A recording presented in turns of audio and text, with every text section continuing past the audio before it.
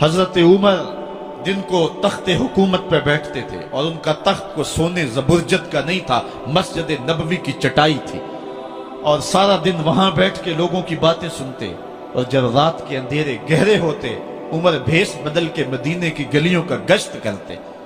کہا تمہارے گھر سے دھواں نکل رہا ہے اور بچے رو رہے ہیں، ان کو کھانا کیوں نہیں دیتی؟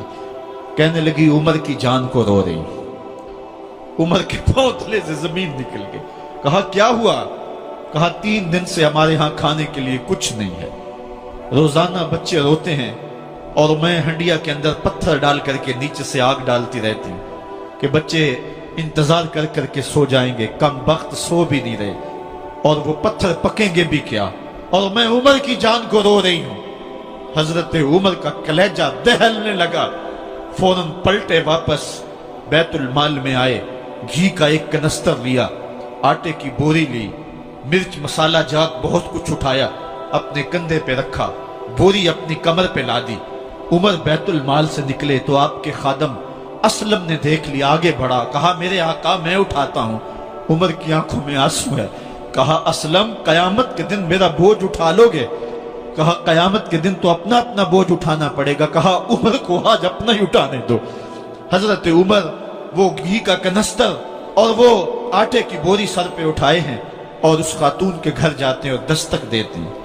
وہ جب دیکھتی ہے اس کی جان میں جان آ جاتی ہے۔ کہا جلدی جلدی آٹا گوندو، اور عمر سبزی کاٹنے لگ جاتے ہیں۔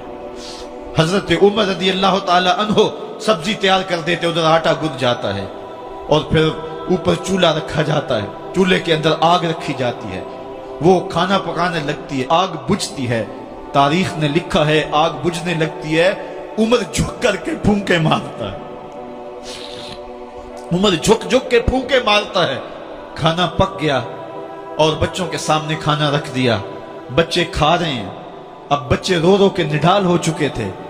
حضرت عمر اپنے ہاتھوں کو اور اپنے گھٹنوں کو اور اپنے پاؤں کو زمین پہ لگا کے، جس طرح بکری کا بچہ چلتا ہے، ویڑے کے اندر کبھی ادھر چلتے ہیں کبھی ادھر چلتے ہیں، تاکہ بچے مجھے دیکھ کے خوش ہوں اور دل میں کہتے عمر جتنا رلایا ہے اب اتنا ہنسانا بھی پڑے گا۔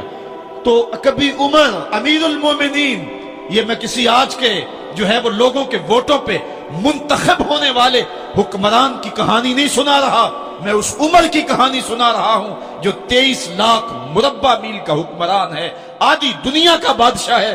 حضرت عمر جو ہے جس طرح بکری کا بچہ چلتا ہے، اس طرح اپنے ہاتھ اور اپنے گھٹنے زمین پہ ٹیک کر کے جو ہے وہ اس طرح چلتے ہیں۔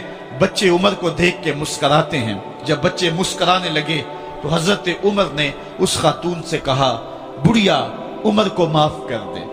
اس نے کہا تو اتنی ہمدردی کیوں کرتا ہے؟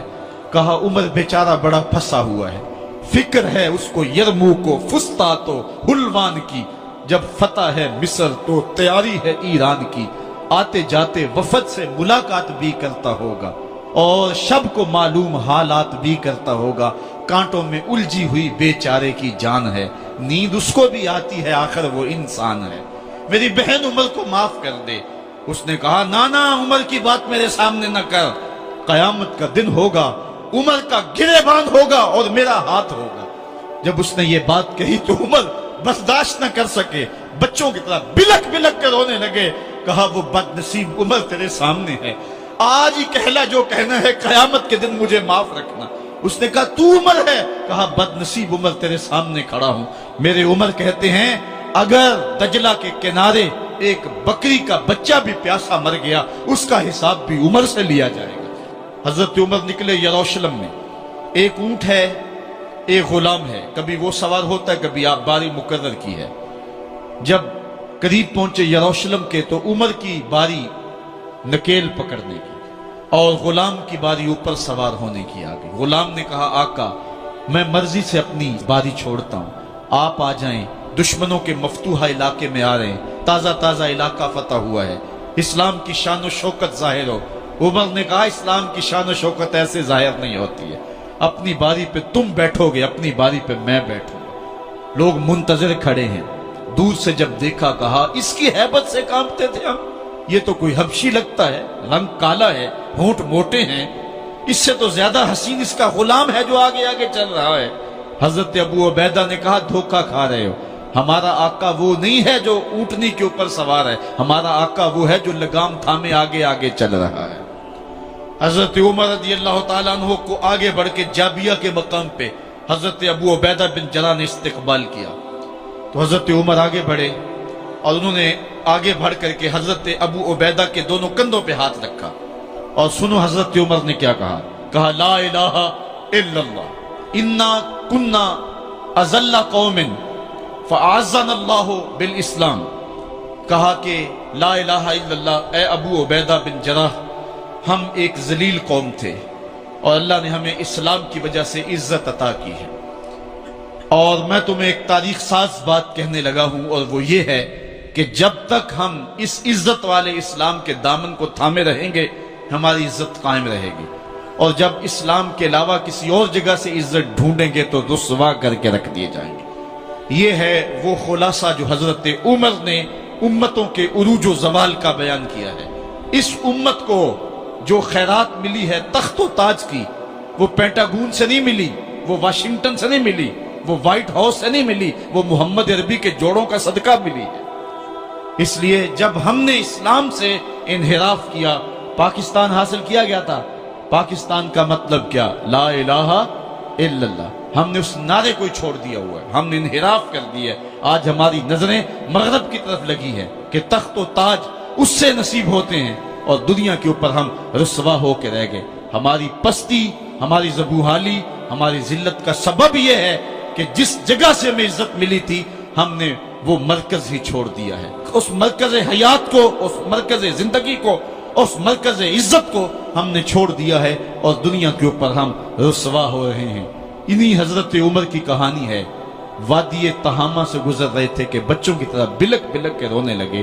کہا عمر جوان آدمی ہو اور بچوں کی طرح بلک کے رو رہے ہو؟ کہا تم نہیں جانتے، مجھے بچپن کی کہانی یاد آ گئی۔ کہا کیا کہانی ہے؟ کہا یہی عرض تہامہ تھی، میرے باپ خطاب نے مجھے 5 اونٹ دیے تھے، کہا انہیں لائن میں کھڑا کرو سیدھا۔ میں آگے والا سیدھا کرتا تھا، پیچھے والا ٹیڑھا ہو جاتا، پیچھے والا سیدھا کرتا، آگے والا ٹیڑھا ہو جاتا۔ میرے باپ خطاب نے مجھے بڑا مارا۔ کہا ایک عرب کے بیٹے ہو کہ تم سے 5 اونٹ لائن میں کھڑے نہیں ہوتے؟ کہا ایک زمانہ عمر پہ وہ تھا کہ اس سے 5 اونٹ لائن میں کھڑے نہیں ہوتے تھے، اور آج شرق سے لے کر غرب تک 23 لاکھ مربع میل کی حکمرانی، اور انسان بھی لائن میں کھڑے ہیں۔ یہ محمد عربی کے جوڑوں کا صدقہ نہیں ہے تو اور کیا ہے؟ عمر سے تو 5 اونٹ لائن میں کھڑے نہیں ہوتے تھے۔ تو یہ عزتیں، یہ تخت و تاج، یہ حکومتیں۔ یوٹیوب چینل کو سبسکرائب کر لیجئے اور بیل آئیکن کو بھی دبا دیجئے، اور زیادہ سے زیادہ میری ویڈیو کو شیئر کریں تاکہ آپ کی نیکیوں کا سلسلہ جاری رہے۔